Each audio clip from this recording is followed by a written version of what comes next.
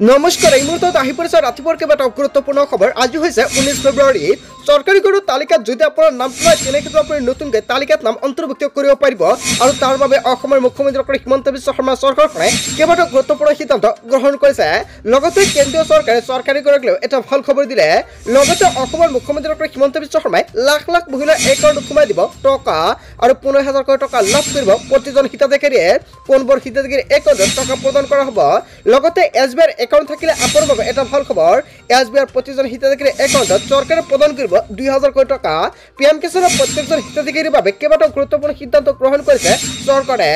লগতে কেইবাটাও ৰাজনৈতিক খবৰৰ লগতে অৰাজনৈতিক খবৰ যুগুত কৰা হৈছে আজিৰ দিনটোত। গোটেই অসম তথা ভাৰতৰ বিভিন্ন প্ৰান্তৰ পৰা যুগুত হৈছে কেইবাটাও ডাঙৰ খবৰ। এনেবোৰ খবৰ নিতৌ পাই থাকিবলৈ চেনেলটি ছাবস্ক্ৰাইব কৰি ভিডিঅ'ৰ এটা লাইক কৰিবলৈ নাপাহৰিব। আজিৰ আমাৰ প্ৰথম গুৰুত্বপূৰ্ণ খবৰ হৈছে অসমবাসীৰ বাবে এটা ডাঙৰ খবৰ। প্ৰধানমন্ত্ৰী গ্ৰামীণ আৱাস যোজনাৰ ঘৰ নোপোৱাসকলৰ বাবে এটা ডাঙৰ খবৰ আহি পৰিছে। শীঘ্ৰে সকলো হিতাধিকাৰীয়ে লাভ কৰিব এই আৱাস যোজনাৰ ঘৰসমূহ। তালিকাত নাম থকাৰ পিছতো আপুনি চৰকাৰী ঘৰ পোৱা নাই নেকি? যদি এনেকুৱাকৈ সমস্যা হৈছে তেনে ক্ষেত্ৰত আপুনি অতি সহজতে সমাধান কৰি লৈ ল'ব পাৰিব। অথবা একাউণ্টত ধন জমা হোৱা নাই নেকি আপোনাৰ, বা চৰকাৰী ঘৰৰ তালিকাত আপোনাৰ নামটো অন্তৰ্ভুক্ত হৈ আছে কিন্তু আপোনাৰ একাউণ্টত আপুনি টকা পোৱা নাই নেকি? বা যদি আপুনি প্ৰথম কিস্তি লাভ কৰিছে দ্বিতীয় কিস্তি পোৱা নাই নেকি? বা আপুনি দ্বিতীয় কিস্তি লাভ কৰিছে তৃতীয় কিস্তি পোৱা নাই নেকি? যদি এনেকুৱা সমস্যা থাকে তেনে ক্ষেত্ৰত কেনেকৈ আপুনি সমস্যাটো সমাধান কৰিব? সকলো যোগ্য দৰিদ্ৰ হিতাধিকাৰীয়ে ঘৰ পোৱাটো নিশ্চিত কৰিছে চৰকাৰে। ইয়াৰ বাবে কোনো মধ্যভোগী ঘৰ কৰ্তন অথবা ধন সৰলকি কৰিব নোৱাৰিব। PMEYGকে ধৰি গ্ৰামীণৰ সকলো আঁচনিৰ বাবে এতিয়া বাধ্যতামূলক কৰা হৈছে ABPS। ধন লাভৰ বাবে DBTৰ জৰিয়তে একত্ৰিত কৰি ABPSে নিশ্চিত কৰে ধন জমা হোৱাটো। ইয়াৰ বাবে হিতাধিকাৰীসকলে বেংক একাউণ্টৰ সৈতে এক্টিভ কৰিব লাগিব ABPS। একাউণ্টৰ সৈতে আধাৰ সংযোগ কৰাটো বাধ্যতামূলক। বেংকত গৈ হিতাধিকাৰী কৰিব লাগিব এই কাম, অথবা গাঁও পঞ্চায়ত বা ব্লক অফিচলৈ গৈও এই কাম কৰিব পাৰিব আপুনি। বেংক একাউণ্টৰ সৈতে PN আৰু আধাৰ ABPS সক্ষম হৈ থাকিলে লাভ কৰিব চৰকাৰী ঘৰ। অসমত নাথাকিব কোনো ধৰণৰ কেঁচা ঘৰ। যদি আপুনি চৰকাৰী ঘৰ এতিয়ালৈকে পোৱা নাই তেনে ক্ষেত্ৰত আপোনাৰ বাবে এটা ভাল খবৰ। যদি আপুনি এতিয়ালৈকে চৰকাৰী ঘৰৰ বাবে আবেদন কৰা নাই অতি শীঘ্ৰে আবেদন কৰি লওক। যদি আপুনি গ্ৰামাঞ্চলত বাস কৰি আছে তেনে ক্ষেত্ৰত এতিয়া আপুনি PMEYG.nic.in গৈ চৰকাৰী ঘৰৰ বাবে আবেদন কৰক। আধাৰ কাৰ্ড, বেংক একাউণ্ট আৰু আপোনাৰ এখন ঘৰৰ ফটো আপলোড কৰি লাভ কৰিব চৰকাৰী ঘৰৰ সুবিধা।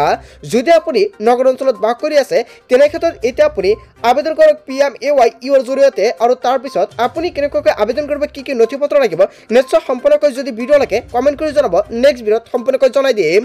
তাৰপিছত অসমবাসী ৰাজক জনাইছো আমাৰ পৰৱৰ্তী খুবেই গুৰুত্বপূৰ্ণ খবৰ। লগতে ডাঙৰ খবৰ, ৰাজ্যৰ মহিলাসকলক স্বাৱলম্বী কৰি তুলিবলৈ 5খন অবেলাসী আঁচনিৰ কথা ঘোষণা কৰিছে অসমৰ মুখ্যমন্ত্ৰী ডক্টৰ হিমন্ত বিশ্ব শৰ্মাই।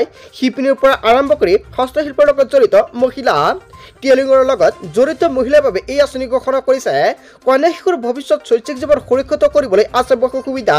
স্বনিৰ্ভৰ নাৰী আঁচনি, সুকন্যা সমৃদ্ধি যোজনা, বিনামূলীয়া চিলাই মেচিন, অসম অৰুণোদয় আঁচনি আৰু প্ৰধানমন্ত্ৰী উজ্জ্বলা যোজনা। এই 5 আঁচনিৰ জৰিয়তে সামৰি লোৱা হয় যোগ্য হিতাধিকাৰীসকলক। মহিলাৰ সৰ্বাংগীন উন্নয়নৰ বাবে এই আঁচনি সুবিধাৰ বাবে কিদৰে যোগাযোগ কৰিব আপুনি? হস্ততাঁত শিল্পৰে জড়িত মহিলাসকলে লাভ কৰিব স্বনিৰ্ভৰ নাৰী আঁচনিৰ সুবিধা। কেৱল এয়াই নহয়, তাঁতশালত উৎপাদিত সামগ্ৰী বিক্ৰী সুবিধা কৰি দিব এই আঁচনিয়ে। 10 বছৰৰ তলৰ কন্যা শিশুৰ বাবে সুকন্যা সমৃদ্ধি যোজনা। কন্যা শিশুৰ অভিভাৱকৰ ডাকঘৰত জমা কৰিব লাগিব বছৰি 250 টকাৰ পৰা 1,50,000 টকা পৰ্যন্ত। কন্যাৰ 21 বছৰ সম্পন্ন হ'লে 8% সুদ পৰ্যন্ত লাভ কৰিব আৰু 8% সুদ সহকাৰে উভতাই পাব আপোনাৰ টকাখিনি। 20 বছৰৰ পৰা 40 বছৰৰ ভিতৰৰ মহিলাৰ বাবে বিনামূলীয়াকৈ চিলাই মেচিন আঁচনি প্ৰদান কৰিব চৰকাৰে। কেন্দ্ৰীয় চৰকাৰে মহিলাসকলক আত্মসংস্থাপনৰ বাবে প্ৰদান কৰি আহিছে বিনামূলীয়াকৈ চিলাই মেচিন। দৰিদ্ৰ আৰু অসহায় মহিলাৰ বাবে অসমত নতুনকৈ চৰকাৰে অৰুণোদয় 3.0 আবেদন প্ৰক্ৰিয়া আৰম্ভ কৰিছে। যদি আপুনি আবেদন কৰিব পৰা নাই তেনে ক্ষেত্ৰত নতুনকৈ আপুনি আকৌ আবেদন কৰিব পাৰিব। পৰিয়ালৰ বাৰ্ষিক উপাৰ্জন 2 লাখ টকাৰ ভিতৰত হ'লে কৰিব পাৰিব আপুনি আবেদন। এই আঁচনিৰ জৰিয়তে ৰাজ্যৰ মহিলাসকলে লাভ কৰিব প্ৰতিমাহে 1250 টকাকৈ। গৃহহীনসকলক সহায়কৈ প্ৰধানমন্ত্ৰী উজ্জ্বলা যোজনা প্ৰদান কৰে। হয় বন্ধু বান্ধৱীসকল, আপোনালোকে ঠিকেই শুনিছে। এই আঁচনিৰ জৰিয়তে লাভ কৰিব আৰ্থিকভাৱে দৰিদ্ৰ মহিলাসকলৰ বাবে ৰাজসাহায্যযুক্ত গেছ চিলিণ্ডাৰ। যদি আপোনাৰ ঘৰত গেছ চিলিণ্ডাৰ নাই, ৰেচন কাৰ্ড আছে, তেনে ক্ষেত্ৰত আপুনি আবেদন কৰিব পাৰিব। আপুনি কেনেকুৱাকৈ আবেদন কৰিব, কি কি নথি পত্ৰ লাগিব, লগতে বন্ধু বান্ধৱীসকল যি 5খন আঁচনি চৰকাৰে ঘোষণা কৰিছে, আপুনি কোনটো আঁচনিৰ বাবে আবেদন কৰিব। যদি আপোনালোকৰ ভিডিঅ' লাগে নিশ্চয় কমেণ্ট কৰি জনাব এই 5 আঁচনিৰ পিছত কোনটো আপুনি আবেদন কৰিব। তাৰপিছত অসমবাসী ৰাজুক জনাইছো আমাৰ পৰৱৰ্তী খুবেই গুৰুত্বপূৰ্ণ খবৰ, লগতে ডাঙৰ খবৰ। অৰুণোদয় হিতাধিকাৰীৰ বাবে অত্যন্ত গুৰুত্বপূৰ্ণ এটা সভা আৰু অৰুণোদয় লাভ কৰা আৰু বঞ্চিত সকলে এই সভাত পঞ্জীয়ন কৰিব লাগিব। যদি আপোনাৰ নিজৰ নামটো আপুনি পঞ্জীয়ন কৰিছে, তেনে ক্ষেত্ৰত আপোনাৰ বাবে এটা ভাল খবৰ। আপুনি নতুনকৈ অৰুণোদয় আঁচনিত আপোনাৰ নামটো দিছিল নেকি? পূৰ্ণ অৰুণোদয় পোৱা সকলোৱে কৰিব লাগিব পঞ্জীয়ন। যদি আপুনি পঞ্জীয়ন কৰিছিলে, তেনে ক্ষেত্ৰত এতিয়া চেক কৰক আপোনাৰ একাউণ্ট, কিয়নো যদি এই মাহৰ 10 তাৰিখত আপুনি টকা পোৱা নাই, তেনে ক্ষেত্ৰত কি কৰিব? বহু পুৰণি হিতাধিকাৰীৰ নাম কৰ্তন কৰা হৈছে অৰুণোদয় আঁচনিৰ পৰা।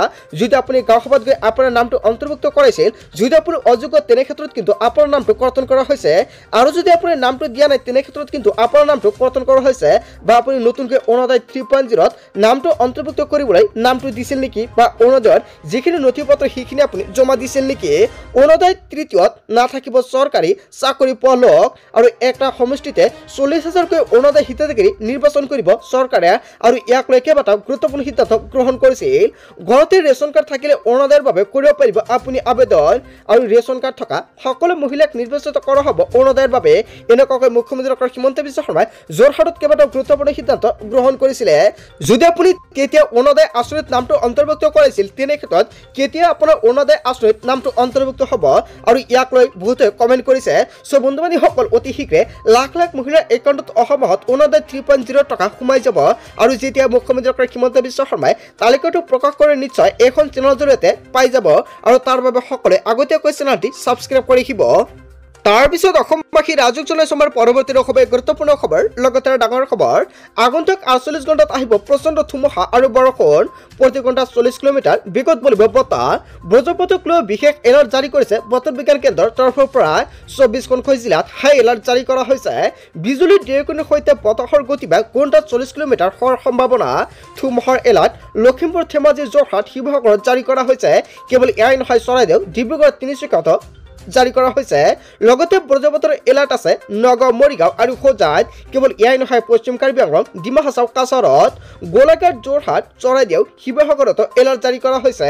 ধেমাজি, ডিব্ৰুগড়, তিনিচুকীয়া বৰষুণৰ এলাৰ্ট আছে কামৰূপ, লগতে বৰপেটা, নলবাৰীৰ লগতে বজালী, বাক্সা, তামুলপুৰ, শ্ৰীভূমি, হাইলাকান্দি, কাছাৰ, ডিমা হাছাও, লগতে মৰিগাঁৱতো বৰষুণৰ এলাৰ্ট জাৰি কৰা হৈছে।